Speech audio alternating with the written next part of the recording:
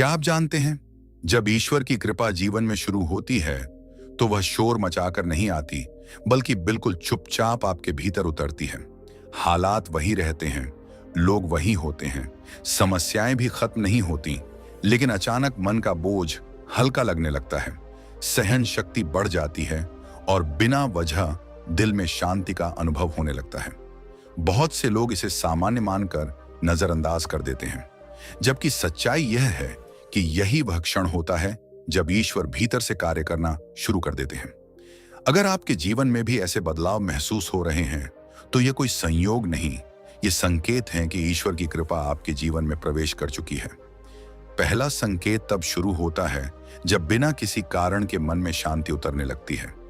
यह शांति अचानक किसी उपलब्धि के बाद नहीं आती, न ही किसी समस्या के हल हो जाने से जन्म लेती है।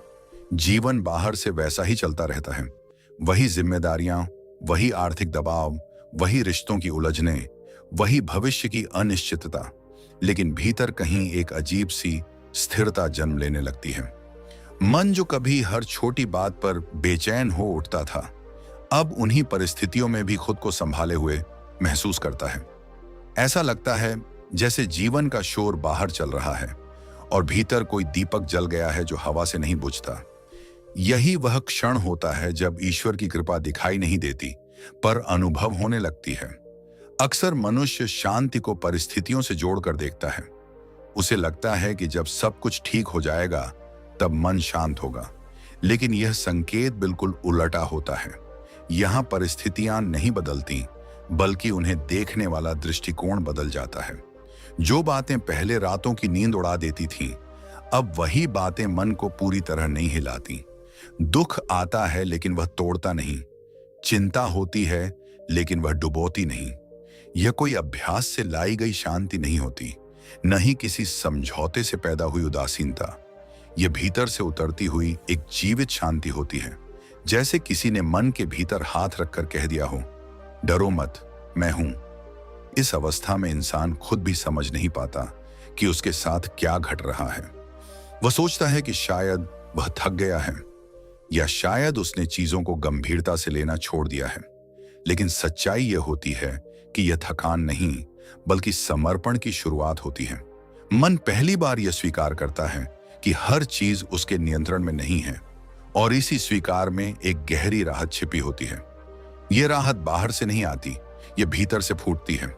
यही कारण है कि इस शांति को शब्दों में समझाना मुश्किल होता है, लेकिन अनुभव करने वाला जान जाता है कि कुछ बदल चुका है। जब ईश्वर की कृपा मन पर उतरती है, तो वह सबसे पहले मन के अनावश्यक बोझ को हल्का करती है। वर्षों से जमा डर, अपेक्षाएं, शिकायतें और तुलना धीरे धीरे अपनी पकड़ ढीली करने लगती हैं। इंसान अब हर बात को मेरे साथ ही क्यों के प्रश्न से नहीं देखता, बल्कि इसमें मुझे क्या सिखाया जा रहा है कि दृष्टि से देखने लगता है। यही दृष्टि मन को शांत करती है। यह शांति पलायन नहीं है, बल्कि स्वीकार की शक्ति है।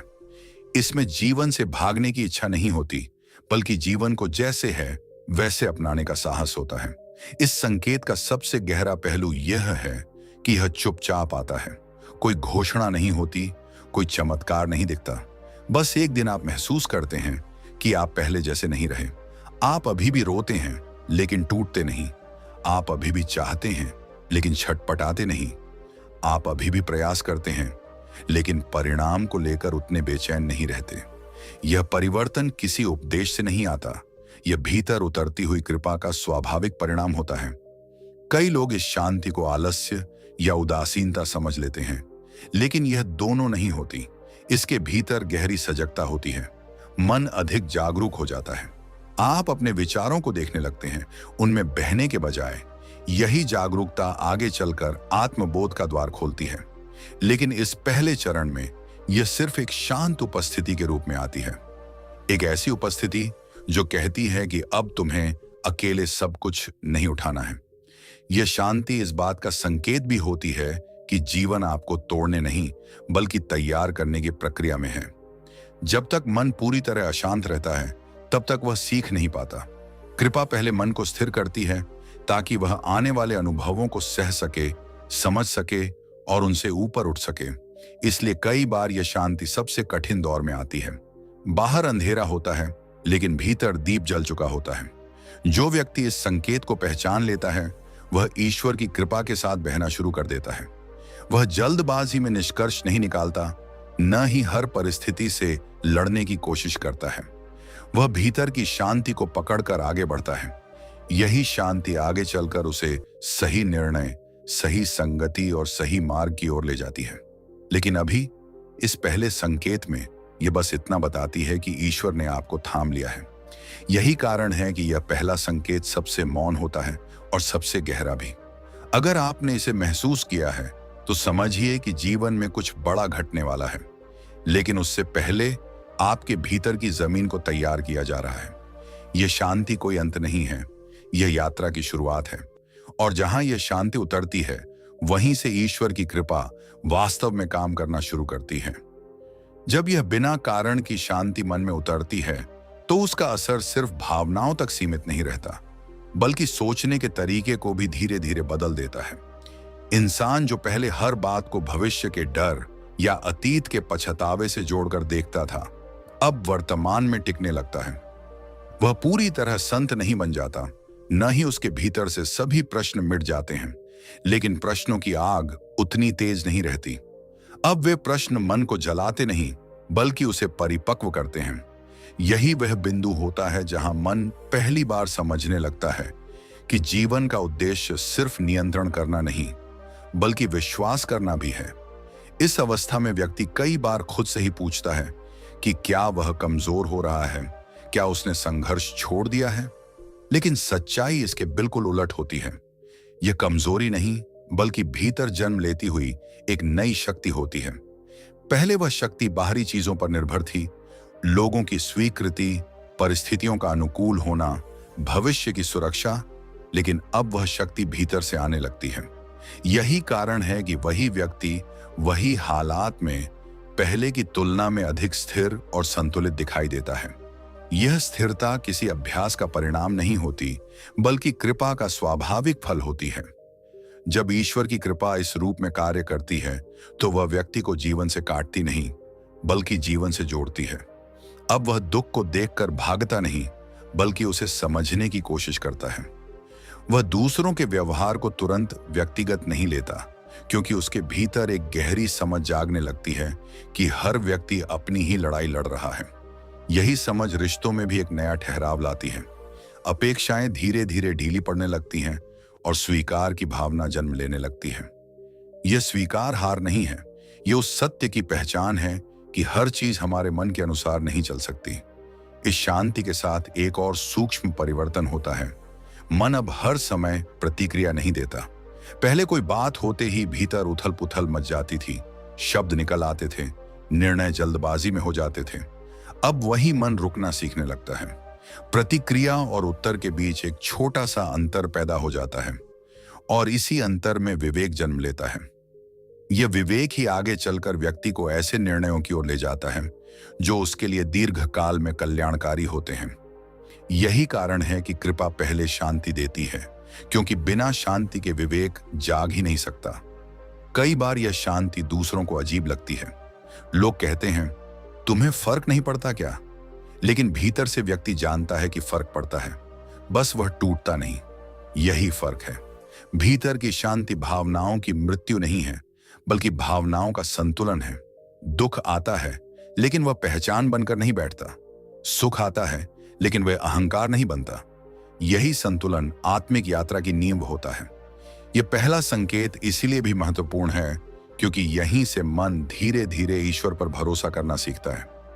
पहले ईश्वर एक अवधारणा थे, सुने हुए, पढ़े हुए, माने हुए। अब वह अनुभव बनने लगते हैं। बिना कारण की शांति वास्तव में उसी अनुभव की पहली झलक होती है। यह ऐसा है जैसे जीवन कह रहा हो, तुम्हें सब कुछ समझने की जरूरत नहीं, बस मेरे साथ चलो। और जब मन इस आमंत्रण को स्वीकार करता है, तब आगे की यात्रा स्वयं खुलने लगती है। बहुत से लोग इस शांति को हल्के में ले लेते हैं और सोचते हैं कि यह बस एक चरण है जो चला जाएगा। लेकिन जो व्यक्ति इसे पहचान लेता है और इसका सम्मान करता है, उसके लिए यह स्थायी आधार बन जाती है। वह अब जीवन में आने वाले उतार चढ़ाव को इसी शांति के धरातल से देखता है। यही कारण है कि आगे आने वाले कठिन संकेत, कठिन अनुभव उसे तोड़ नहीं पाते। यह पहला संकेत उसे भीतर से मजबूत कर चुका होता है। अंततः यह समझना आवश्यक है कि यह शांति किसी पुरस्कार की तरह नहीं मिलती।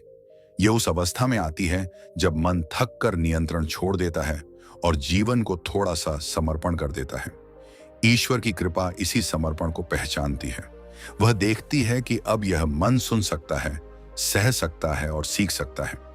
तभी वह भीतर उतरती है। इसलिए यदि आपके जीवन में यह शांति आई है तो इसे हल्के में मत लीजिए। यह संकेत है कि आपकी आत्मा को अगली यात्रा के लिए तैयार किया जा रहा है। यही पहला संकेत है, मौन, गहरा और परिवर्तनकारी। यह कोई अंत नहीं है, बल्कि उस मार्ग की शुरुआत है जहां आगे और भी संकेत प्रकट होंगे और हर संकेत आपको धीरे धीरे उस सत्य के करीब ले जाएगा जिसे आप बाहर ढूंढते रहे हैं, लेकिन जो हमेशा आपके भीतर ही था। दूसरा संकेत तब प्रकट होता है जब कष्टों के बीच भी आपका धैर्य बना रहने लगता है। पहले जिन परिस्थितियों में आपका मन जल्दी हार मान लेता था, जहां छोटी सी ठोकर भी भीतर से तोड़ देती थी, अब वही हालात आपको अजीब तरह से मजबूत बनाते हुए दिखाई देने लगते हैं। दुख आता है, पीड़ा होती है, आंखें भी नम होती हैं, लेकिन भीतर कुछ ऐसा बदल चुका होता है कि आप पूरी तरह बिखरते नहीं। ऐसा लगता है जैसे जीवन का भार अभी भी कंधों पर है, पर अब वह असहनीय नहीं लगता। यही वह क्षण होता है जब इंसान समझ नहीं पाता कि वह सह कैसे पा रहा है, क्योंकि बाहर से कोई सहारा दिखाई नहीं देता। फिर भी भीतर कोई शक्ति लगातार उसे थामे हुए होती है। इस संकेत की गहराई यही है कि कष्ट कम नहीं होते, बल्कि उन्हें सहने की क्षमता बढ़ जाती है। पहले मन हर दुख को व्यक्तिगत अपमान की तरह लेता था, हर असफलता को स्वयं की हार मान लेता था और हर कठिन परिस्थिति में यही सोचता था कि अब आगे कुछ नहीं बचा। लेकिन अब वही मन रुकना सीख चुका होता है। वह तुरंत निष्कर्ष नहीं निकालता, न ही भविष्य को लेकर भय से भर जाता है। भीतर एक मौन सा विश्वास जन्म ले चुका होता है कि यह समय भी बीत जाएगा, और यही विश्वास धैर्य का रूप ले लेता है। यह धैर्य किसी किताब से सीखा हुआ नहीं होता, न ही किसी उपदेश का परिणाम होता है। यह भीतर से स्वतः उपजता है। व्यक्ति खुद भी कई बार चकित होता है कि पहले जहां वह रो रो कर टूट जाता था, अब वही स्थिति उसे भीतर से और अधिक स्थिर बना रही है। यही वह बिंदु होता है जहां ईश्वर की कृपा मनुष्य के भीतर कार्य कर रही होती है। ईश्वर बाहर से समस्याएं नहीं हटाते, बल्कि भीतर इतनी शक्ति भर देते हैं कि समस्याएं आपको हिला न सकें। कष्टों में धैर्य आना इस बात का भी संकेत है कि आपका अहंकार धीरे धीरे पिघल रहा है। पहले हर दुख में मेरे साथ ही क्यों का भाव हावी रहता था, लेकिन अब वही प्रश्न बदलकर मुझे इससे क्या सीखना है बन जाता है। यह परिवर्तन बहुत सूक्ष्म होता है, लेकिन अत्यंत शक्तिशाली। यही परिवर्तन मनुष्य को पीड़ा का शिकार बनने से उठाकर साधक की स्थिति में ले आता है। अब दुख सिर्फ दुख नहीं रहता, वह एक प्रक्रिया बन जाता है। एक ऐसी प्रक्रिया जो भीतर की कमजोर परतों को हटाकर आपको और सशक्त बना रही होती है। इस संकेत के साथ एक और महत्वपूर्ण बदलाव दिखाई देता है। व्यक्ति अब हर बात पर तुरंत प्रतिक्रिया नहीं करता। पहले क्रोध, निराशा और हताशा तुरंत बाहर आ जाती थी, लेकिन अब वही भाव भीतर ही शांत हो जाते हैं। इसका अर्थ यह नहीं कि व्यक्ति भावनाहीन हो गया है, बल्कि इसका अर्थ यह है कि भावनाएं अब उसे नियंत्रित नहीं करती। यही नियंत्रण, यही संतुलन धैर्य का वास्तविक स्वरूप है। जब ईश्वर भीतर से संभालते हैं तो वह व्यक्ति को जीवन के तूफानों में खड़ा करना सिखाते हैं, भागना नहीं। यही कारण है कि कई बार यह दूसरा संकेत जीवन के सबसे कठिन दौर में प्रकट होता है। बाहर से देखने वाला सोचता है कि यह व्यक्ति कैसे सह पा रहा है, लेकिन भीतर से व्यक्ति जानता है कि वह अकेला नहीं है। भले ही उसे शब्दों में समझ ना आए, लेकिन उसका अनुभव कहता है कि कोई शक्ति उसके साथ चल रही है। यह धैर्य धीरे धीरे व्यक्ति के चरित्र का हिस्सा बन जाता है। अब वह जल्दबाजी में निर्णय नहीं लेता, न ही हर कठिनाई को अंतिम मान लेता है। वह सीख चुका होता है कि जीवन की हर रात के बाद सुबह आती है, और यही विश्वास उसे टूटने नहीं देता। यही विश्वास आगे चलकर आत्मिक परिपक्वता का आधार बनता है। ये दूसरा संकेत इस बात की गवाही देता है कि ईश्वर आपको कमजोर नहीं बल्कि मजबूत बनाने की प्रक्रिया में है। यदि आपके जीवन में भी कष्ट पहले जैसे ही हैं, लेकिन आप पहले जैसे नहीं रहे, तो समझ लीजिए कि भीतर कुछ बहुत गहरा बदल चुका है। यह धैर्य किसी संयोग का परिणाम नहीं है, यह उस कृपा का प्रमाण है जो चुपचाप आपके भीतर आपको संभाल रही है। जब कष्टों के बीच धैर्य बना रहता है, तो उसका अर्थ यह नहीं होता कि दर्द कम हो गया है, बल्कि इसका अर्थ यह होता है कि दर्द अब आपको परिभाषित नहीं करता। पहले दुख आते ही मन उस पर टिक जाता था, उसी को अपना सत्य मान लेता था और वहीं से टूटन शुरू हो जाती थी। लेकिन अब वही दुख आता है, ठहरता है और फिर धीरे धीरे गुजर भी जाता है। मन उसे पकड़ कर नहीं बैठता। यही धैर्य की सबसे गहरी पहचान है। यह सहनशीलता नहीं बल्कि समझ से उपजा हुआ संतुलन होता है। व्यक्ति जानने लगता है कि हर पीड़ा स्थायी नहीं है और हर अंधकार अपने भीतर एक नई रोशनी को जन्म देता है। इस अवस्था में जीवन की कठिन परिस्थितियां किसी शत्रु की तरह नहीं लगती, बल्कि शिक्षक की तरह सामने आती हैं। पहले जिन हालातों से आप बचना चाहते थे, अब उन्हीं हालातों में आप स्वयं को अधिक जागरूक पाते हैं। आपको यह समझ आने लगती है कि जीवन आपको सजा नहीं दे रहा बल्कि तैयार कर रहा है। यही समझ धैर्य को जन्म देती है, क्योंकि जब मन यह जान लेता है कि यह पीड़ा व्यर्थ नहीं है, तब वह उससे लड़ना छोड़ देता है और उसे सहने की शक्ति अपने आप आ जाती है। यह धैर्य आपको भीतर से अकेला नहीं बनाता, बल्कि भीतर से जुड़ा हुआ बनाता है। पहले व्यक्ति बाहर सहारा ढूंढता था, लोगों में, परिस्थितियों में, शब्दों में, लेकिन अब वह भीतर झांकने लगता है। उसे महसूस होने लगता है कि कोई अदृश्य शक्ति लगातार उसके साथ है, भले ही वह दिखाई न दे। यही अनुभव उसे टूटने से बचाता है। यही वह बिंदु है जहां विश्वास जन्म लेता है और विश्वास के साथ धैर्य स्वाभाविक रूप से गहरा हो जाता है। इस दूसरे संकेत की एक और विशेषता यह है कि व्यक्ति अब अपने दर्द को दूसरों पर नहीं उड़ेलता। पहले कष्ट आते ही शिकायतें, क्रोध और कटु शब्द बाहर निकल आते थे।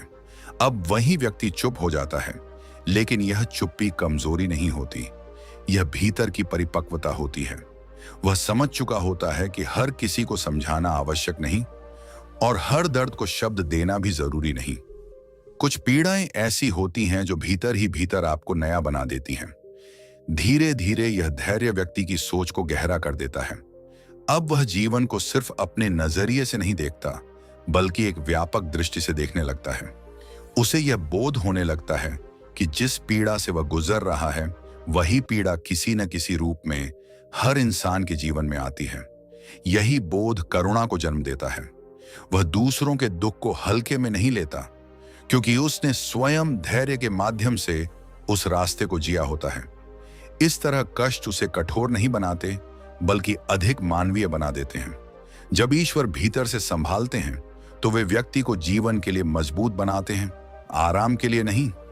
यही कारण है कि इस चरण में जीवन कभी कभी और कठिन लगता है, लेकिन भीतर जो स्थिरता आ चुकी होती है, वह इन कठिनाइयों को सहने योग्य बना देती है। व्यक्ति अब यह नहीं पूछता कि यह मेरे साथ क्यों हो रहा है, बल्कि भीतर से यह भाव उठता है कि अगर यह आया है तो मैं इसे सह भी सकता हूं। यही आत्मविश्वास, यही धैर्य ईश्वर की कृपा का सबसे ठोस प्रमाण होता है। इस संकेत का अंतिम और सबसे गहरा पहलू यह है कि व्यक्ति अब परिणामों के प्रति उतना आसक्त नहीं रहता। वह अपना कर्तव्य निभाता है, प्रयास करता है, लेकिन परिणाम को लेकर भीतर से उतना विचलित नहीं होता। यह वैराग्य नहीं है, बल्कि विश्वास का परिपक्व रूप है। वह जानता है कि जो होना है वह होगा और उसे बस अपने हिस्से का कर्म ईमानदारी से करना है। यही भाव उसे मानसिक पीड़ा से मुक्त करता है और धैर्य को स्थायी बना देता है। यदि आप अपने जीवन में यह देख पा रहे हैं कि पहले जैसे कष्ट हैं, लेकिन आप पहले जैसे नहीं रहे, तो इसे हल्के में मत लीजिए। यह परिवर्तन इस बात का संकेत है कि ईश्वर आपको भीतर से तैयार कर रहे हैं। वे आपको उस स्तर तक ले जा रहे हैं जहां आने वाले और भी गहरे अनुभव आपको तोड़ नहीं पाएंगे। यह धैर्य आपकी आत्मा की मजबूती का प्रमाण है। यही दूसरा संकेत है, कष्टों में भी धैर्य का बना रहना। यह बताता है कि आप अब जीवन से लड़ नहीं रहे, बल्कि उसके साथ चलना सीख रहे हैं। और जहां यह सीख शुरू होती है, वहीं से ईश्वर की कृपा केवल अनुभव नहीं बल्कि जीवन की दिशा बन जाती है। तीसरा संकेत तब प्रकट होता है जब अचानक सही समय पर सही सहायता आपके जीवन में प्रकट होने लगती है। ऐसा नहीं कि जीवन की समस्याएं पहले ही खत्म हो चुकी होती हैं, बल्कि अक्सर यह सहायता उसी क्षण आती है जब मन भीतर से लगभग हार मान चुका होता है, जब सारे रास्ते बंद दिखाई देने लगते हैं, जब दिमाग कहता है कि अब कोई उपाय नहीं बचा। तभी अचानक कोई व्यक्ति सामने आता है, कोई अवसर खुल जाता है या कोई ऐसा संकेत मिल जाता है जो पूरी दिशा ही बदल देता है। यह सहायता इतनी सटीक होती है कि मन चकित रह जाता है, न पहले न बाद में, ठीक उसी क्षण जब उसकी सबसे अधिक आवश्यकता होती है। इस संकेत की सबसे गहरी विशेषता यह है कि यह सहायता अक्सर आपकी योजना के अनुसार नहीं आती। आप किसी और से उम्मीद कर रहे होते हैं, लेकिन मदद कहीं और से आ जाती है। आप जिस रास्ते को असंभव मान चुके होते हैं, वही अचानक खुल जाता है। यही कारण है कि यह साधारण संयोग नहीं लगता, बल्कि किसी अदृश्य व्यवस्था का हिस्सा महसूस होता है। मन भीतर से जान जाता है कि यह सिर्फ किस्मत नहीं है, बल्कि किसी उच्च शक्ति की सधी हुई चाल है जो आपको उस मोड़ से आगे बढ़ाने आई है जहां आप अकेले नहीं जा सकते थे। पहले जीवन में मदद भी मिलती थी, लेकिन तब मन उसे सामान्य मानकर आगे बढ़ जाता था। अब फर्क यह होता है कि आप उस सहायता को महसूस करने लगते हैं। आपको समझ आने लगता है कि यह मदद सिर्फ आपकी समस्या हल करने नहीं आई, बल्कि आपको यह याद दिलाने आई है कि आप अकेले नहीं हैं। यही एहसास भीतर एक गहरा भरोसा पैदा करता है। अब जीवन केवल संघर्ष नहीं लगता, बल्कि एक संवाद की तरह महसूस होने लगता है, जहां आप चलते हैं और कोई अदृश्य शक्ति रास्ते बनाती जाती है। कई बार यह सहायता किसी इंसान के रूप में आती है। कोई ऐसा व्यक्ति जिससे आपने कोई अपेक्षा नहीं की होती, अचानक सही शब्द बोल देता है, सही सलाह दे देता है या सही समय पर साथ खड़ा हो जाता है। वह व्यक्ति शायद खुद भी नहीं जानता कि वह आपके लिए कितना महत्वपूर्ण हो गया है।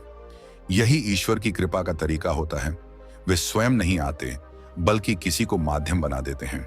और जब यह होता है तो मन के भीतर एक गहरी नम्रता जन्म लेती है, क्योंकि आप समझ जाते हैं कि हर व्यक्ति सिर्फ व्यक्ति नहीं होता, कभी कभी वह उत्तर भी होता है। कभी यह सहायता अवसर के रूप में आती है। अचानक कोई काम, कोई रास्ता, कोई संभावना खुल जाती है जिसकी आपने कल्पना भी नहीं की होती। यह अवसर उस समय आता है जब आप अंदर से तैयार हो चुके होते हैं, भले ही बाहर से परिस्थितियां अनुकूल न हों। यही कारण है कि यह अवसर व्यर्थ नहीं जाता। आप उसे पहचान लेते हैं, क्योंकि भीतर पहले ही शांति और धैर्य जन्म ले चुका होता है। अगर पहले वाले संकेत मौजूद ना होते तो शायद आप इस तीसरे संकेत को देख ही नहीं पाते। इस चरण में व्यक्ति धीरे धीरे यह समझने लगता है कि जीवन सिर्फ उसकी मेहनत से नहीं चल रहा, बल्कि किसी गहरी व्यवस्था के साथ चल रहा है। यह समझ व्यक्ति को अहंकार से मुक्त करने लगती है। अब वह यह नहीं सोचता कि सब कुछ मैंने ही किया, बल्कि यह भाव जन्म लेता है कि मेरे माध्यम से कुछ घट रहा है। यही भाव उसे हल्का बनाता है और जीवन के प्रवाह के साथ बहने की शक्ति देता है। इस सहायता का एक और गहरा पहलू यह है कि यह आपको आगे के लिए तैयार करती है। यह सिर्फ वर्तमान संकट से निकालने नहीं आती, बल्कि आपको यह सिखाने आती है कि जब भी आप पूरी तरह टूटने लगें, तब भरोसा रखना है। हर बार यह सहायता किसी नए रूप में आती है, लेकिन उसका संदेश एक ही होता है, तुम्हें छोड़ नहीं दिया गया है। यही संदेश व्यक्ति को भीतर से जोड़ देता है। धीरे धीरे यह अनुभव बार बार होने लगता है। हर बार जब जीवन कठिन मोड़ पर पहुंचता है, कोई ना कोई रास्ता खुल जाता है और हर बार मन थोड़ा और झुक जाता है, थोड़ा और समर्पित हो जाता है। यही समर्पण आगे चलकर गहरे आध्यात्मिक परिवर्तन का आधार बनता है। अब व्यक्ति जीवन को युद्ध की तरह नहीं, यात्रा की तरह देखने लगता है, जहां हर मोड़ पर कोई ना कोई व्यवस्था काम कर रही है। यह तीसरा संकेत बताता है कि ईश्वर की कृपा अब सिर्फ भीतर नहीं, बाहर भी प्रकट होने लगी है। पहले वह शांति और धैर्य के रूप में भीतर उतरी थी, अब वह सहायता और मार्गदर्शन के रूप में जीवन में दिखाई देने लगी है। यह इस बात का संकेत है कि आप उस अवस्था में पहुंच चुके हैं जहां ईश्वर आपको अकेला छोड़कर अनुभव नहीं करवाते, बल्कि हर आवश्यक मोड़ पर साथ चलने लगते हैं। जब सही समय पर सही सहायता मिलने लगती है तो धीरे धीरे मन के भीतर एक बहुत गहरा परिवर्तन घटता है। पहले इंसान हर चीज की जिम्मेदारी अकेले अपने ऊपर उठा लेता था। उसे लगता था कि अगर वह नहीं संभालेगा तो सब कुछ बिखर जाएगा। इसी सोच के कारण वह भीतर ही भीतर थक जाता था। लेकिन जब जीवन बार बार यह दिखाने लगता है कि सबसे कठिन क्षणों में भी कोई ना कोई रास्ता अपने आप खुल जाता है, तब मन यह स्वीकार करना शुरू करता है कि जीवन सिर्फ उसके बल पर नहीं चल रहा। यही स्वीकार भीतर एक गहरी राहत लेकर आता है। इस राहत के साथ साथ भरोसा जन्म लेता है। अब भरोसा सिर्फ शब्द नहीं रहता बल्कि अनुभव बन जाता है। व्यक्ति ने देख लिया होता है कि जब जब वह पूरी तरह उलझा, थका या असहाय हुआ, तब तब कोई ना कोई सहारा अवश्य मिला। कभी किसी की एक बात ने उसे टूटने से बचा लिया, कभी एक छोटा सा अवसर उसे आगे बढ़ा गया और कभी कोई अनदेखा रास्ता खुल गया। यह सब जोड़कर देखने पर मन समझने लगता है कि यह सिर्फ संयोग नहीं हो सकता। यही समझ ईश्वर की कृपा को अनुभव में बदल देती है। इस चरण में व्यक्ति की अपेक्षाएं भी बदलने लगती हैं। पहले वह तय करता था कि मदद इसी रूप में आनी चाहिए, इसी व्यक्ति से आनी चाहिए, इसी समय आनी चाहिए। लेकिन अब वह इतना कठोर नहीं रहता। वह जान चुका होता है कि सहायता अक्सर उस रूप में आती है जिसकी उसने कल्पना नहीं की होती। यही कारण है कि अब वह जीवन के प्रति अधिक खुला हो जाता है। वह हर नए अनुभव को तुरंत नकारता नहीं, बल्कि उसे देखने और समझने का अवसर देता है। यही खुलापन आगे चलकर उसे और भी बड़े अवसरों के लिए तैयार करता है। कभी कभी यह सहायता बहुत साधारण लगती है, इतनी साधारण कि लोग उसे अनदेखा कर देते हैं। लेकिन जिसने भीतर की यात्रा शुरू कर दी होती है, वह जान जाता है कि छोटे छोटे सहारे भी बड़े संकटों में बहुत बड़ी भूमिका निभाते हैं। एक सही फोन कॉल, एक सही सलाह, एक सही समय पर मिली जानकारी, यही चीजें आगे चलकर जीवन की दिशा बदल देती हैं। यही कारण है कि यह संकेत व्यक्ति को सजग बनाता है। वह जीवन के छोटे संकेतों को भी महत्व देने लगता है। इस अनुभव के साथ व्यक्ति का अहंकार धीरे धीरे घलने लगता है। वह अब यह नहीं सोचता कि सब कुछ उसकी योग्यता या बुद्धि का परिणाम है। वह जानता है कि उसकी मेहनत आवश्यक है, लेकिन पर्याप्त नहीं। उसके जीवन में जो भी घट रहा है उसमें किसी अदृश्य व्यवस्था की भूमिका भी है। यही समझ उसे विनम्र बनाती है। वह दूसरों की सहायता को हल्के में नहीं लेता, क्योंकि वह जान चुका होता है कि कभी कभी वही सहायता किसी की प्रार्थना का उत्तर होती है। जब यह संकेत बार बार प्रकट होता है तो व्यक्ति के भीतर एक नया साहस जन्म लेता है। अब वह आगे बढ़ने से इतना डरता नहीं, क्योंकि उसे भीतर से यह विश्वास हो चुका होता है कि यदि रास्ता कठिन भी होगा तो सहायता भी साथ साथ आती जाएगी। यह साहस अहंकार से नहीं आता, बल्कि भरोसे से आता है। यही भरोसा उसे जोखिम लेने, नए रास्ते अपनाने और पुराने डर छोड़ने की शक्ति देता है। इस स्तर पर पहुंचकर व्यक्ति जीवन को अकेलेपन की दृष्टि से नहीं देखता। भले ही बाहर कोई न हो, भीतर उसे एक संगति का अनुभव होने लगता है। उसे लगता है कि जीवन उससे संवाद कर रहा है, कभी घटनाओं के माध्यम से, कभी लोगों के माध्यम से और कभी अवसरों के माध्यम से। यही संवाद उसकी आत्मा को पोषण देता है और उसे आगे की यात्रा के लिए तैयार करता है। अंततः यह तीसरा संकेत इस बात की पुष्टि करता है कि ईश्वर की कृपा अब सक्रिय रूप से आपके जीवन में कार्य कर रही है। यह कृपा सिर्फ आपको बचाने नहीं आती, बल्कि आपको यह सिखाने आती है कि भरोसा कैसे किया जाए। जब इंसान यह सीख लेता है, तब उसका जीवन संघर्ष से यात्रा में बदल जाता है।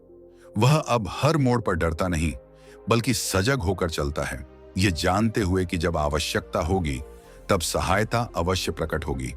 यदि आपने अपने जीवन में बार बार यह अनुभव किया है कि सबसे कठिन समय में कोई ना कोई रास्ता खुल ही जाता है, तो इसे हल्के में मत लीजिए। यह उस कृपा का संकेत है जो आपको भीतर से भी और बाहर से भी संभाल रही है। यही वह अवस्था है जहां जीवन केवल आपकी मेहनत की कहानी नहीं रहता, बल्कि ईश्वर के साथ मिलकर रची जा रही एक यात्रा बन जाता है। चौथा, संकेत तब प्रकट होता है जब इच्छाएं अपने आप कम होने लगती हैं और संतोष भीतर गहराने लगता है। यह कोई जबरन लाई गई विरक्ति नहीं होती, न ही संसार से भागने का भाव होता है। जीवन बाहर से वैसा ही चलता रहता है, वही घर, वही काम, वही जरूरतें और वही जिम्मेदारियां। लेकिन भीतर कुछ ऐसा बदल जाता है कि भौतिक लालसाओं की पकड़ धीरे धीरे ढीली पड़ने लगती है। जो चीजें पहले बहुत जरूरी लगती थीं, अब उतनी महत्वपूर्ण नहीं लगती। मन अब हर समय और चाहिए की दौड़ में नहीं रहता, बल्कि जो है उसी में एक अजीब सी तृप्ति महसूस करने लगता है। पहले इच्छाएं मन को लगातार बेचैन रखती थीं। कुछ पाने की चाह, किसी स्तर तक पहुंचने की हड़बड़ी और दूसरों से आगे निकलने की तुलना, इन सब के बीच मन कभी ठहर ही नहीं पाता था। लेकिन अब वही मन थोड़ा सा रुकने लगा होता है। वह यह देखने लगता है कि जिन चीजों के पीछे वह भाग रहा था, वे उसे उतनी शांति कभी नहीं दे पाई।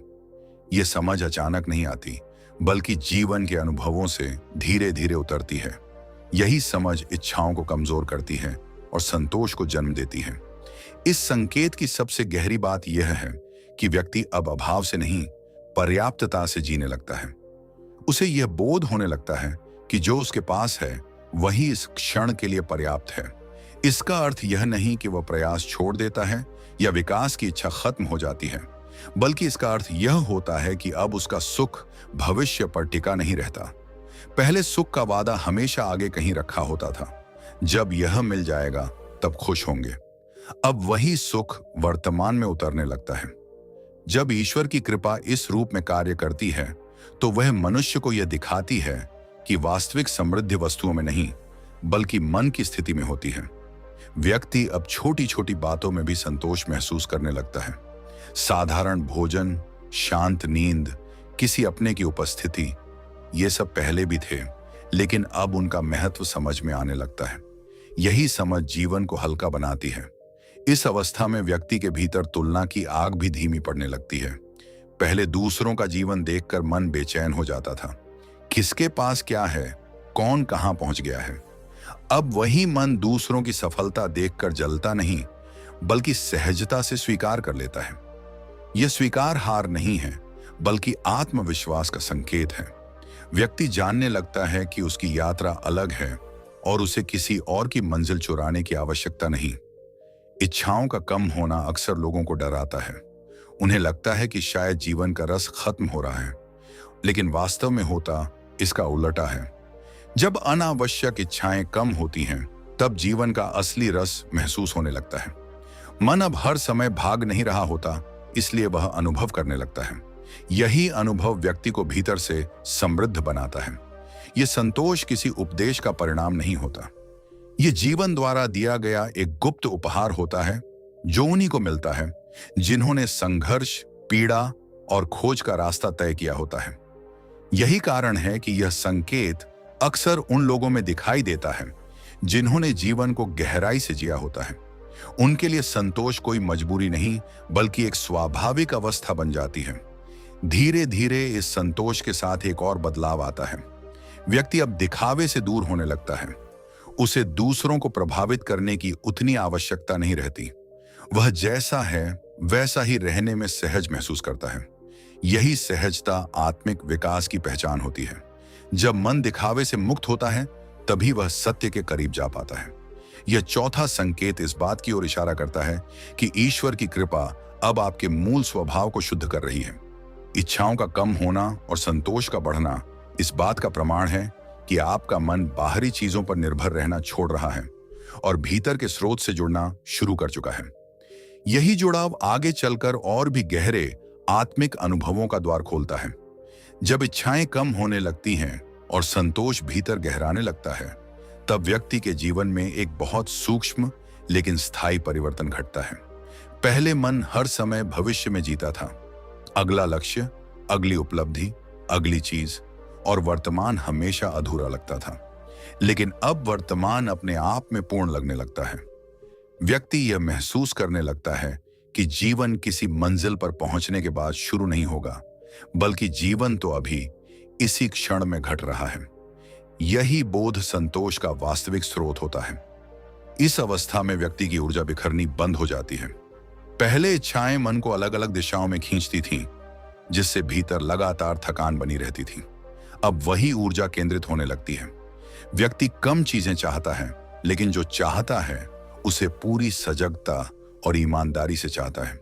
यही कारण है कि उसका जीवन सरल होते हुए भी अधिक अर्थपूर्ण हो जाता है।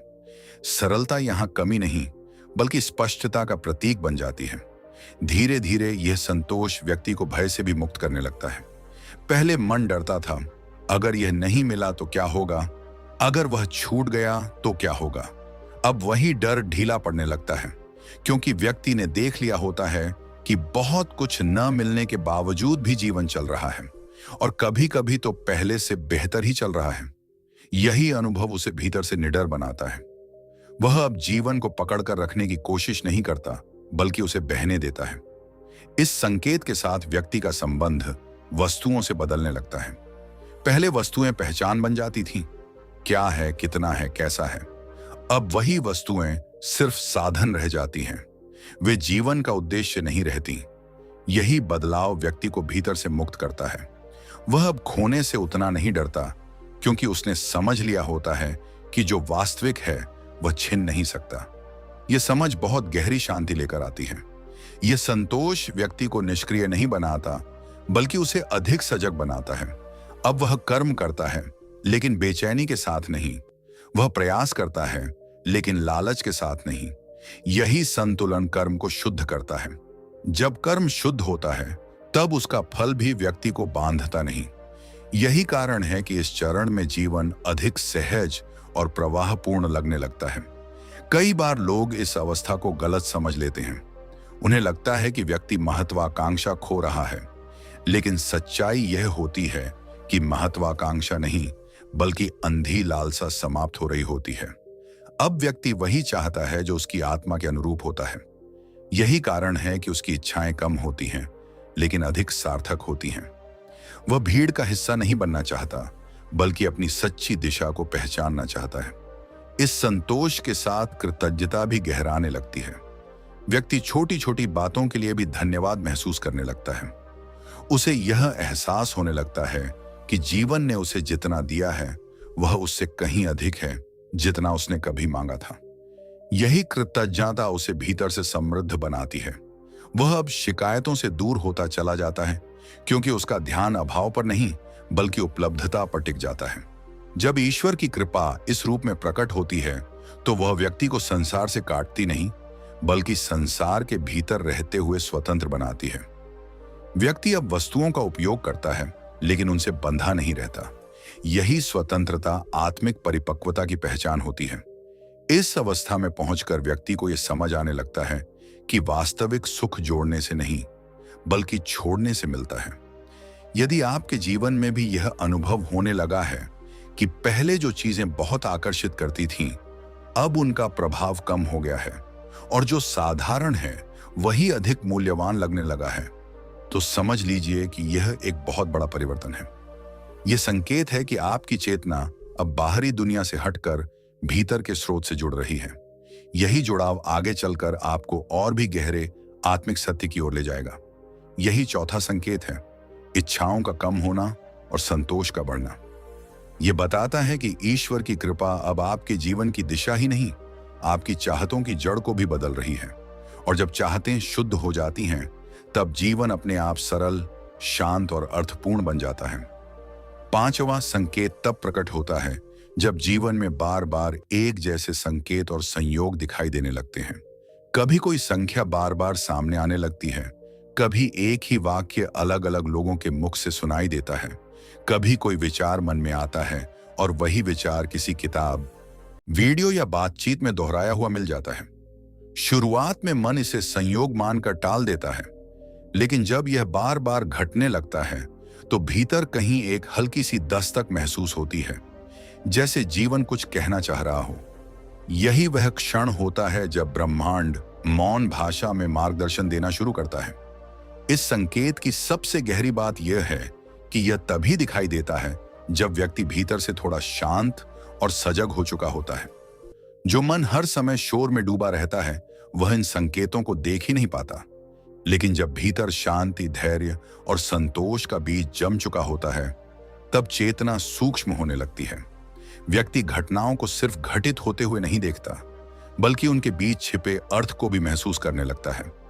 तभी उसे समझ आने लगता है कि यह दोहराव यूं ही नहीं है। पहले जीवन बिखरा हुआ लगता था, घटनाएं अलग अलग, अनुभव असंबंधित और सब कुछ अव्यवस्थित। लेकिन अब वही जीवन एक अदृश्य सूत्र से जुड़ा हुआ महसूस होने लगता है। एक अनुभव दूसरे से बात करता हुआ लगता है, एक घटना दूसरी की ओर इशारा करती हुई प्रतीत होती है।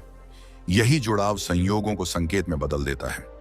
व्यक्ति समझने लगता है कि जीवन सिर्फ यादृच्छिक घटनाओं का समूह नहीं है, बल्कि एक गहरी बुद्धिमत्ता के अनुसार चल रही प्रक्रिया है। कई बार यह संकेत किसी निर्णय के समय प्रकट होते हैं। आप किसी दुविधा में होते हैं और उसी दौरान कोई वाक्य, कोई अनुभव या कोई संदेश बार बार सामने आता है जो आपको भीतर से दिशा दिखाता है। यह मार्गदर्शन आदेश की तरह नहीं होता, बल्कि संकेत की तरह होता है। जीवन आपको मजबूर नहीं करता, बस इशारा करता है। और जो व्यक्ति भीतर से जुड़ा होता है वह उस इशारे को पहचान लेता है। इस चरण में व्यक्ति की जिज्ञासा भी बदल जाती है।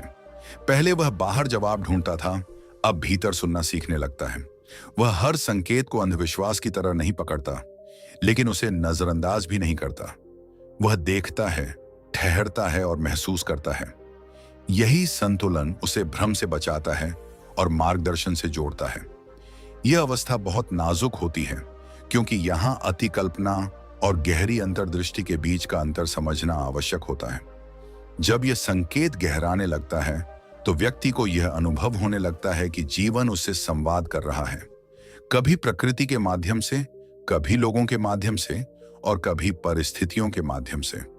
यह संवाद शब्दों का नहीं होता, बल्कि अनुभूति का होता है। यही कारण है कि इसे समझाने से अधिक महसूस किया जाता है। जिसने इसे एक बार अनुभव कर लिया, उसके लिए जीवन कभी पहले जैसा नहीं रहता। इस संकेत का एक और पहलू यह है कि यह व्यक्ति को अकेलापन महसूस नहीं होने देता। भले ही बाहर कोई न समझ पाए, भीतर यह भाव बना रहता है कि आप एक बड़े क्रम का हिस्सा हैं। यह भाव व्यक्ति को साहस देता है, क्योंकि उसे लगता है कि उसका जीवन यूं ही नहीं बह रहा, बल्कि किसी दिशा में बढ़ रहा है। यही दिशा बोध आगे चलकर उसे सही निर्णय लेने में सहायता करता है। यह पांचवां संकेत इस बात की पुष्टि करता है कि आपकी चेतना अब उस स्तर पर पहुंच रही है जहां आप केवल प्रतिक्रिया नहीं कर रहे, बल्कि संकेतों को पढ़ना सीख रहे हैं। ईश्वर या ब्रह्मांड सीधे हस्तक्षेप नहीं करता, बल्कि संकेत देता है। और जब ये संकेत दिखने लगते हैं तो इसका अर्थ यही होता है कि आपको मार्गदर्शन के योग्य समझा जा रहा है। जब जीवन में बार बार संकेत और संयोग दिखाई देने लगते हैं, तब व्यक्ति के भीतर एक बहुत गहरी जागरूकता जन्म लेती है। पहले वह घटनाओं को बस घटते हुए देखता था, अब वह उनके पीछे छिपे क्रम को महसूस करने लगता है। उसे यह समझ आने लगता है कि कुछ चीजें बार बार इसलिए नहीं हो रही क्योंकि वे यादृच्छिक हैं, बल्कि इसीलिए हो रही हैं क्योंकि वे उसका ध्यान खींचना चाहती हैं।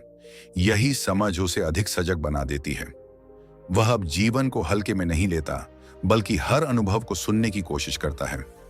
इस अवस्था में व्यक्ति यह भी सीखता है कि हर दोहराव संकेत नहीं होता, लेकिन हर संकेत किसी न किसी दोहराव के साथ आता है। यह अंतर समझना बहुत आवश्यक होता है। अगर मन जल्दबाजी में हर चीज को संकेत मानने लगे तो वह भ्रम में फंस सकता है, लेकिन जब मन शांत और संतुलित रहता है तब वही संकेत अपने आप स्पष्ट हो जाते हैं। वे मन में डर नहीं, बल्कि स्पष्टता लाते हैं। यही स्पष्टता इस संकेत की सच्ची पहचान होती है। धीरे धीरे यह अनुभव व्यक्ति को भीतर की आवाज से जोड़ देता है। अब उसे बाहरी दुनिया से लगातार पुष्टि की आवश्यकता नहीं रहती। वह जब किसी दिशा में बढ़ने लगता है और जीवन उसी दिशा से जुड़े संकेत बार बार दिखाता है, तो उसका विश्वास गहरा हो जाता है। यह विश्वास अंधा नहीं होता, बल्कि अनुभव से उपजा हुआ होता है। यही कारण है कि यह संकेत व्यक्ति को आत्मनिर्भर बनाता है, न कि भाग्य पर आश्रित। इस चरण में कई बार व्यक्ति पीछे मुड़कर अपने जीवन को देखता है और उसे एहसास होता है कि ये संकेत पहले भी आते रहे होंगे, लेकिन तब वह उन्हें देख नहीं पाया था। अब जब चेतना का स्तर बदल चुका होता है, तब वही जीवन एक नई रोशनी में दिखाई देता है। यह बोध व्यक्ति को अतीत के प्रति भी करुणा से भर देता है। वह स्वयं को दोष नहीं देता, बल्कि यह स्वीकार करता है कि उस समय उसकी समझ उतनी गहरी नहीं थी। संकेतों और संयोगों का यह अनुभव व्यक्ति को धैर्य भी सिखाता है, क्योंकि हर संकेत तुरंत उत्तर नहीं देता। कभी कभी संकेत सिर्फ यह बताते हैं कि आप सही मार्ग पर हैं, परिणाम बाद में आएगा। यह समझ व्यक्ति को जल्दबाजी से बचाती है। वह हर चीज का तत्काल फल नहीं मांगता, बल्कि प्रक्रिया पर भरोसा करना सीखता है। यही भरोसा आगे चलकर आत्मिक स्थिरता का आधार बनता है। इस संकेत के साथ व्यक्ति की दृष्टि अधिक समावेशी हो जाती है। वह जीवन को सिर्फ अपने लाभ या हानि के संदर्भ में नहीं देखता, बल्कि एक बड़े संदर्भ में देखने लगता है। उसे यह एहसास होने लगता है कि उसके निर्णय सिर्फ उसी को नहीं, बल्कि दूसरों को भी प्रभावित करते हैं। यही एहसास उसे अधिक जिम्मेदार और संवेदनशील बनाता है।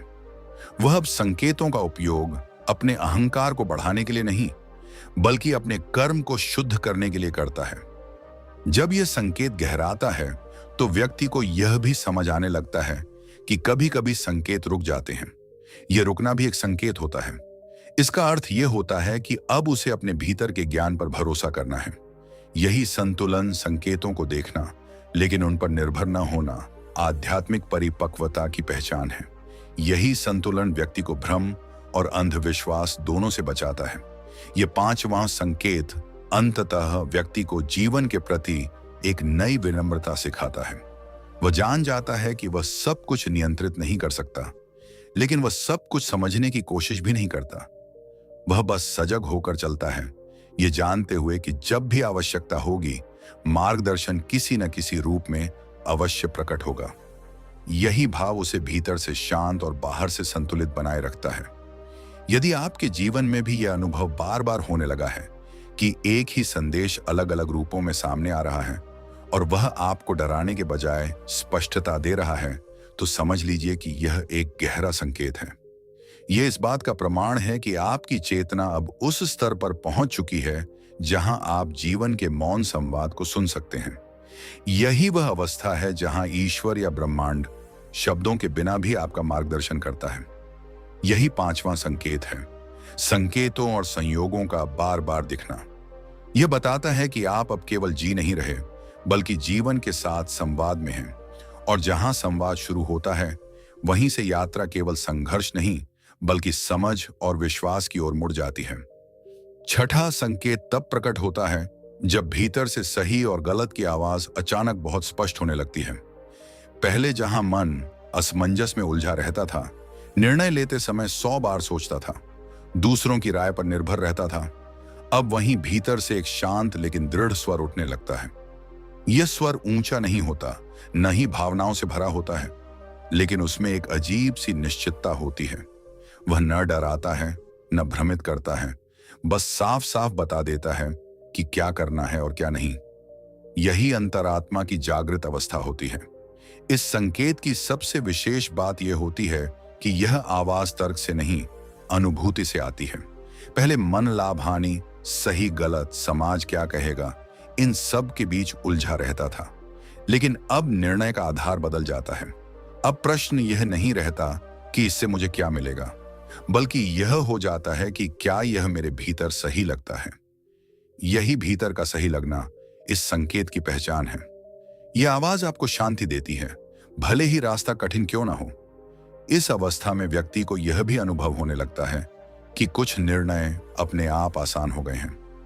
पहले जिन बातों पर घंटों दिनों तक सोचते थे, अब वही बातें भीतर से तुरंत स्पष्ट हो जाती हैं। इसका अर्थ यह नहीं कि जीवन सरल हो गया है, बल्कि इसका अर्थ यह है कि भ्रम कम हो गया है। जब भ्रम हटता है, तब निर्णय अपने आप सरल लगने लगते हैं। यही ईश्वर की कृपा का एक गहरा रूप है। वह व्यक्ति को बाहर से नहीं, भीतर से मार्गदर्शन देने लगते हैं।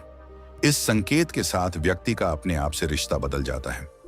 पहले वह खुद पर भरोसा नहीं करता था, उसे लगता था कि वह गलत निर्णय ले लेगा, लेकिन अब वह भीतर की आवाज पर भरोसा करना सीखने लगता है। यह भरोसा अहंकार से नहीं आता, बल्कि अनुभव से आता है। उसने देख लिया होता है कि जब उसने इस आवाज को सुना, तो परिणाम भले ही तत्काल सुखद न रहे हों, लेकिन अंततः वे सही साबित हुए। यही अनुभव इस आवाज को और मजबूत बनाता है। अंतरात्मा की यह स्पष्टता व्यक्ति को कई गलत रास्तों से बचा लेती है। वह अब उन चीजों की ओर आकर्षित नहीं होता जो बाहर से चमकदार हैं, लेकिन भीतर से खोखली हैं। उसे यह तुरंत महसूस होने लगता है कि कौन सा रास्ता उसे भीतर से कमजोर करेगा और कौन सा उसे और सशक्त बनाएगा। यही अनुभूति उसे आत्मिक सुरक्षा देती है। ये सुरक्षा बाहरी नियमों से नहीं बल्कि भीतर की सजगता से आती है। इस चरण में व्यक्ति को यह भी समझ आने लगता है कि हर सही निर्णय तुरंत आराम नहीं देता। कई बार अंतरात्मा जिस रास्ते की ओर इशारा करती है वह कठिन होता है, अकेला होता है और समाज की अपेक्षाओं के विपरीत भी हो सकता है, लेकिन इसके बावजूद मन में कोई पश्चाताप नहीं होता। भीतर एक गहरी शांति बनी रहती है जो बताती है कि आपने सही चुना है। यही शांति इस संकेत की असली पहचान है। जब ईश्वर भीतर से संभालने लगते हैं तो वे व्यक्ति को बाहरी सहारों पर निर्भर नहीं रहने देते। वे उसे इतना सक्षम बना देते हैं कि वह स्वयं सही और गलत को पहचान सके। यही कारण है कि इस संकेत के प्रकट होने के बाद व्यक्ति का जीवन अधिक सधा हुआ दिखाई देता है। वह कम निर्णय लेता है, लेकिन जो लेता है उनमें स्थिरता होती है। वह कम बोलता है, लेकिन जो बोलता है उसमें स्पष्टता होती है। यह छठा संकेत बताता है कि आपकी चेतना अब उस स्तर पर पहुंच चुकी है जहां आपको हर कदम पर बाहर से निर्देश की आवश्यकता नहीं है। भीतर का दीपक जल चुका है। अब आपको अंधेरे से डरने की जरूरत नहीं, क्योंकि दिशा देने वाली रोशनी आपके भीतर ही है। यही ईश्वर की कृपा का सबसे व्यावहारिक रूप है, जहां वे आपको आदेश नहीं देते बल्कि आपको समझदार बना देते हैं। जब भीतर से सही गलत की आवाज स्पष्ट होने लगती है, तब व्यक्ति के जीवन में सबसे बड़ा परिवर्तन यह होता है कि वह स्वयं से भागना बंद कर देता है। पहले वह अपने ही मन की बात को दबा देता था, उसे अनदेखा कर देता था, क्योंकि सच सुनना कठिन लगता था। लेकिन अब वही मन साहस जुटा लेता है। वह भीतर उठने वाली उस आवाज से डरता नहीं, बल्कि उसे सुनने की हिम्मत करता है। यही हिम्मत व्यक्ति को भीतर से मजबूत बनाती है, क्योंकि अब उसका जीवन झूठे समझौतों पर नहीं बल्कि सच्चे निर्णयों पर टिकने लगता है। इस अवस्था में अंतरात्मा की आवाज बहुत सूक्ष्म लेकिन अत्यंत प्रभावशाली होती है। यह कभी शोर नहीं मचाती, न ही डराती है। यह बस एक शांत सा संकेत देती है, एक हल्की सी कसक, एक सहज सा भरोसा या कभी कभी एक स्पष्ट न या हाँ। जो व्यक्ति इस संकेत को पहचानना सीख लेता है वह धीरे धीरे जीवन के अनावश्यक उलझनों से मुक्त होने लगता है। वह उन रास्तों पर चलना बंद कर देता है जो बाहर से सही दिखते हैं लेकिन भीतर से खाली लगते हैं। इस छठे संकेत के साथ एक और गहरा परिवर्तन आता है। व्यक्ति अब अपने निर्णयों की जिम्मेदारी लेने लगता है। पहले वह गलत निर्णयों के लिए परिस्थितियों, लोगों या भाग्य को दोष देता था। अब वह जानता है कि अगर उसने भीतर की आवाज को सुना होता तो शायद परिणाम अलग होते। यही समझ उसे और अधिक सजग बना देती है। वह अब निर्णय को टालता नहीं, न ही दूसरों पर थोपता है। वह सुनता है, समझता है और फिर शांत मन से कदम उठाता है। धीरे धीरे यह स्पष्टता जीवन के हर क्षेत्र में फैलने लगती है। रिश्तों में, कार्य में और स्वयं के साथ व्यवहार में। व्यक्ति अब यह महसूस करने लगता है कि कौन सा संबंध उसे भीतर से सशक्त कर रहा है और कौन सा धीरे धीरे उसे कमजोर बना रहा है। वह हर रिश्ते को बचाने की जिद नहीं करता, बल्कि सत्य के साथ खड़े होने का साहस करता है। यही साहस उसे अकेला भी कर सकता है, लेकिन भीतर से कभी खोखला नहीं करता। इस संकेत की एक और गहरी पहचान यह है कि व्यक्ति अब बहानों से मुक्त होने लगता है। पहले वह अपने मन को समझाने के लिए तर्क ढूंढता था, क्यों यह गलत होते हुए भी ठीक है। अब वह खुद से झूठ बोलना छोड़ देता है। यह बहुत कठिन होता है, लेकिन यही कठिनाई आत्मिक परिपक्वता की पहचान होती है। जब मन अपने आप से ईमानदार हो जाता है, तभी अंतरात्मा की आवाज पूरी तरह स्पष्ट होती है। इस अवस्था में कई बार व्यक्ति को कठिन निर्णय लेने पड़ते हैं। ऐसे निर्णय जो तत्काल सुख नहीं देते, बल्कि असुविधा, विरोध या अस्थिरता भी ला सकते हैं। लेकिन इन निर्णयों के बाद भीतर जो शांति आती है, वह किसी भी बाहरी सफलता से कहीं अधिक गहरी होती है। यही शांति बताती है कि आपने सही चुना है। यही शांति ईश्वर की मौन स्वीकृति होती है। जब यह संकेत स्थिर हो जाता है, तब व्यक्ति को बार बार सलाह की आवश्यकता नहीं रहती। वह मार्गदर्शन के लिए हर जगह भटकता नहीं। वह जानता है कि उत्तर बाहर नहीं, भीतर है। यही जानना उसे आत्मनिर्भर बनाता है, लेकिन अहंकारी नहीं। वह जानता है कि यह स्पष्टता उसकी नहीं, बल्कि उस कृपा की देन है जो उसे भीतर से मार्ग दिखा रही है। यह छठा संकेत इस बात की पुष्टि करता है कि ईश्वर अब आपको केवल सहारा नहीं दे रहे, बल्कि आपको स्वयं मार्गदर्शक बना रहे हैं। वे आपको जीवन की परीक्षा से बचा नहीं रहे, बल्कि आपको इतना सक्षम बना रहे हैं कि आप हर परीक्षा में खरे उतर सकें। भीतर की यह आवाज उसी क्षमता का प्रमाण है। यदि आपके जीवन में यह अनुभव होने लगा है कि निर्णय लेते समय भीतर से एक शांत लेकिन दृढ़ दिशा मिल जाती है और उस दिशा पर चलने के बाद मन में पछतावा नहीं बल्कि शांति रहती है, तो समझ लीजिए कि यह एक बहुत गहरा संकेत है। यह बताता है कि आपकी चेतना अब परिपक्व हो चुकी है और ईश्वर की कृपा अब आपके भीतर बुद्धि और विवेक के रूप में कार्य कर रही है। यही छठा संकेत है, अंतरात्मा की स्पष्ट आवाज। यह आपको जीवन की भीड़ में खोने नहीं देती, बल्कि आपके अपने सत्य से जोड़े रखती है। और जहां सत्य से जुड़ाव होता है, वहीं से जीवन वास्तव में सही दिशा में चलना शुरू करता है। सातवां संकेत तब प्रकट होता है जब कृतज्ञता बिना किसी प्रयास के अपने आप आपके भीतर जागने लगती है। यह कृतज्ञता किसी सिखाई गई आदत की तरह नहीं होती, न ही किसी मजबूरी से उपजा हुआ धन्यवाद होता है। यह बहुत स्वाभाविक होती है, इतनी सहज कि व्यक्ति खुद भी चकित रह जाता है। छोटी छोटी बातों के लिए मन भीतर से धन्यवाद कहने लगता है। एक शांत सुबह के लिए, एक गहरी नींद के लिए, किसी अपने की उपस्थिति के लिए, यहां तक कि उन कठिन अनुभवों के लिए भी जो कभी पीड़ा का कारण बने थे। यही वह अवस्था होती है जहां मन शिकायत से हटकर स्वीकार की भूमि पर आ जाता है। पहले जीवन में ध्यान हमेशा इस पर रहता था कि क्या नहीं मिला, क्या अधूरा है, क्या गलत हो रहा है। मन लगातार तुलना करता था और उसी तुलना से असंतोष जन्म लेता था। लेकिन अब वही मन उपलब्धता को देखने लगता है। वह यह पहचानने लगता है कि जीवन ने उसे बहुत कुछ दिया है, शायद उससे कहीं अधिक जितना उसने कभी मांगा था। यही पहचान कृतज्ञता को जन्म देती है। यह कृतज्ञता शब्दों में नहीं, भाव में होती है, एक शांत भाव जो पूरे अस्तित्व में फैल जाता है। इस संकेत की सबसे गहरी बात यह है कि कृतज्ञता अब परिस्थितियों पर निर्भर नहीं रहती। पहले धन्यवाद तभी निकलता था जब सब कुछ ठीक चलता था। अब वही धन्यवाद कठिन समय में भी बना रहता है। व्यक्ति यह समझने लगता है कि हर अनुभव, चाहे वह सुखद हो या पीड़ादायक, उसे भीतर से गढ़ने के लिए आया है। यही समझ उसे जीवन के प्रति झुकना सिखाती है। यह झुकना हार नहीं होता, बल्कि उस बुद्धिमत्ता को स्वीकार करना होता है जो जीवन के हर मोड़ पर काम कर रही है। जब कृतज्ञता अपने आप जागती है तो मन हल्का हो जाता है, शिकायतों का बोझ धीरे धीरे उतरने लगता है। व्यक्ति अब यह नहीं सोचता कि जीवन ने उसके साथ क्या अन्याय किया, बल्कि यह देखने लगता है कि जीवन ने उसे कितना कुछ सहने और सीखने की शक्ति दी। यही दृष्टि उसे भीतर से समृद्ध बनाती है।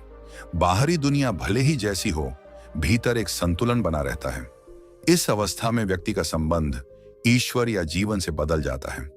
पहले वह मांगने की स्थिति में था, कुछ चाहिए, कुछ बदलना है, कुछ ठीक होना चाहिए। अब वही व्यक्ति धन्यवाद की स्थिति में आ जाता है। यह परिवर्तन बहुत गहरा होता है, क्योंकि जहां मांग होती है वहां कमी का भाव होता है, और जहां धन्यवाद होता है वहां पूर्णता का अनुभव होता है। यही पूर्णता कृपा की परिपक्व अवस्था होती है। कृतज्ञता का यह भाव व्यक्ति को दूसरों के प्रति भी नरम बना देता है। वह लोगों की कमियों पर उतना अटकता नहीं, बल्कि उनके होने मात्र के लिए आभार महसूस करने लगता है। यही भाव रिश्तों को भी शुद्ध करता है। अपेक्षाएं कम होती हैं, स्वीकार बढ़ता है और संबंध अधिक वास्तविक हो जाते हैं। व्यक्ति अब यह नहीं चाहता कि सब उसके अनुसार चले, बल्कि वह यह समझने लगता है कि हर व्यक्ति अपने स्तर पर सही है। इस सातवें संकेत के साथ जीवन में एक गहरी शांति उतर आती है, जो किसी भी उपलब्धि से नहीं आती। यह शांति इस बोध से आती है कि जो है वही पर्याप्त है। व्यक्ति अब जीवन को सुधारने की परियोजना नहीं मानता, बल्कि उसे जीने का अवसर समझता है। यही दृष्टि जीवन को सरल, सुंदर और अर्थपूर्ण बना देती है। यह कृतज्ञता दिखावे की नहीं होती। व्यक्ति हर समय धन्यवाद नहीं कहता, लेकिन उसका पूरा आचरण धन्यवाद में बदल जाता है। उसकी चाल में, उसके शब्दों में और उसके व्यवहार में एक सौम्यता आ जाती है। यही सौम्यता बताती है कि भीतर कुछ बहुत गहरा स्थिर हो चुका है। यही स्थिरता ईश्वर की कृपा का अंतिम और सबसे सुंदर रूप होती है। जब कृतज्ञता अपने आप जागने लगती है, तब जीवन में किसी बड़े परिवर्तन की घोषणा नहीं होती, लेकिन भीतर एक बहुत शांत और स्थायी बदलाव घट जाता है। व्यक्ति अब जीवन से कुछ साबित करने की अवस्था में नहीं रहता। वह यह नहीं सोचता कि उसे क्या बनना है, कहां पहुंचना है या दूसरों को क्या दिखाना है। भीतर एक मौन संतोष बैठ जाता है जो कहता है कि जो है वही इस क्षण के लिए पर्याप्त है। यही संतोष कृतज्ञता की जड़ होता है और यही जड़ जीवन को भीतर से स्थिर कर देती है। इस अवस्था में व्यक्ति अतीत को भी नए नजरिए से देखने लगता है। पहले जिन घटनाओं को वह अभिशाप समझता था, अब वही घटनाएं उसे आशीर्वाद की तरह दिखाई देने लगती हैं। उसे यह समझ आने लगता है कि अगर वे पीड़ाएं, असफलताएं और टूटने न होती तो शायद वह आज इस स्तर की समझ तक कभी पहुंच ही नहीं पाता। यही दृष्टि अतीत के बोझ को हल्का कर देती है। पश्चाताप धीरे धीरे कृतज्ञता में बदलने लगता है, इस बात के लिए कि जीवन ने उसे गिरने के बाद उठना सिखाया। कृतज्ञता की यह अवस्था व्यक्ति को वर्तमान में गहराई से टिकने की शक्ति देती है। वह अब जीवन को जल्दबाजी में नहीं जीता, हर अनुभव को पूरी तरह महसूस करता है, चाहे वह मौन हो, प्रतीक्षा हो या साधारण सी दिनचर्या। यही गहराई जीवन को अर्थ देती है। व्यक्ति को अब बड़े चमत्कारों की जरूरत नहीं रहती, क्योंकि उसे छोटे छोटे क्षणों में ही पूर्णता का अनुभव होने लगता है। इस चरण में व्यक्ति का डर भी बदल जाता है। पहले वह खोने से डरता था, संबंध, अवसर, पहचान। अब वही डर ढीला पड़ने लगता है, क्योंकि उसने समझ लिया होता है कि जो सच में उसका है वह कहीं नहीं जाता। यही समझ उसे भीतर से मुक्त बनाती है। वह अब जीवन को पकड़कर रखने की कोशिश नहीं करता, बल्कि उसे खुले हाथों से स्वीकार करता है। यही स्वीकार कृतज्ञता का सबसे गहरा रूप होता है। जब कृतज्ञता परिपक्व हो जाती है, तब व्यक्ति के भीतर किसी से शिकायत करने की ऊर्जा ही नहीं बचती। इसका अर्थ यह नहीं कि वह अन्याय को नहीं देखता, बल्कि इसका अर्थ यह होता है कि वह अपने भीतर के संतुलन को किसी बाहरी घटना के हाथों सौंपता नहीं। वह जानता है कि जीवन में हर चीज उसके नियंत्रण में नहीं, लेकिन उसके दृष्टिकोण का चुनाव हमेशा उसके हाथ में होता है। यही चुनाव उसे शांत और स्थिर बनाए रखता है। इस अवस्था में ईश्वर या जीवन के प्रति व्यक्ति का रिश्ता भी बदल जाता है। अब वह प्रार्थना मांगने की नहीं, बल्कि धन्यवाद देने की हो जाती है। शब्द कम हो जाते हैं, मौन बढ़ जाता है। यही मौन सबसे सच्ची प्रार्थना बन जाता है। व्यक्ति को अब किसी प्रमाण की जरूरत नहीं रहती कि वह सुना जा रहा है, क्योंकि वह स्वयं को सुना हुआ महसूस करने लगता है। यही अनुभव कृपा की परिपूर्णता होती है। कृतज्ञता की यह स्थिति व्यक्ति को दूसरों के लिए भी एक शांति का स्रोत बना देती है। उसकी उपस्थिति ही लोगों को हल्का महसूस कराती है। वह बिना कुछ कहे भी बहुत कुछ दे देता है। यही देना वास्तविक सेवा होती है। इस अवस्था में पहुंचकर व्यक्ति यह नहीं पूछता कि उसने क्या किया, बल्कि यह देखता है कि जीवन उसके माध्यम से क्या कर रहा है। यही भाव उसे विनम्र बनाए रखता है। यह सातवां संकेत इस बात की पुष्टि करता है कि ईश्वर की कृपा अब किसी प्रक्रिया में नहीं, बल्कि एक अवस्था में बदल चुकी है। अब जीवन को सुधारने या समझने की आवश्यकता नहीं रहती, बस उसे जीने का भाव रह जाता है। यही भाव जीवन को सरल, सहज और पूर्ण बना देता है। यदि आपके भीतर भी यह अनुभव जाग चुका है कि छोटी छोटी बातों के लिए मन अपने आप धन्यवाद से भर जाता है और जीवन जैसा है वैसा ही सुंदर लगने लगा है, तो समझ लीजिए कि आप कृपा की परिपक्व अवस्था में प्रवेश कर चुके हैं। यहां से आगे कोई संकेत नहीं, बल्कि एक स्थायी शांति है। यही सातवां और अंतिम संकेत है। अगर ये शब्द आपके दिल तक पहुंचे हों, अगर इन संकेतों में आपने अपने जीवन की झलक देखी हो, तो इसे यहीं मत छोड़िए। ये यात्रा अभी आगे बढ़नी है। ऐसे ही गहरे आध्यात्मिक सत्य, मौन संकेत और आत्मा को छू लेने वाले अनुभवों के लिए चैनल को अभी सब्सक्राइब करें। आपकी एक छोटी सी सब्सक्रिप्शन उस मौन संदेश की तरह है जो कहती है आप इस रास्ते पर आगे भी चलना चाहते हैं। वीडियो को लाइक करें, अपने अनुभव कमेंट में साझा करें और इसे उन लोगों तक पहुंचाएं जिन्हें इस शांति, इस समझ और इस प्रकाश की जरूरत है। अगली बार फिर मिलेंगे एक नए संकेत, एक नई समझ और उसी मौन कृपा के साथ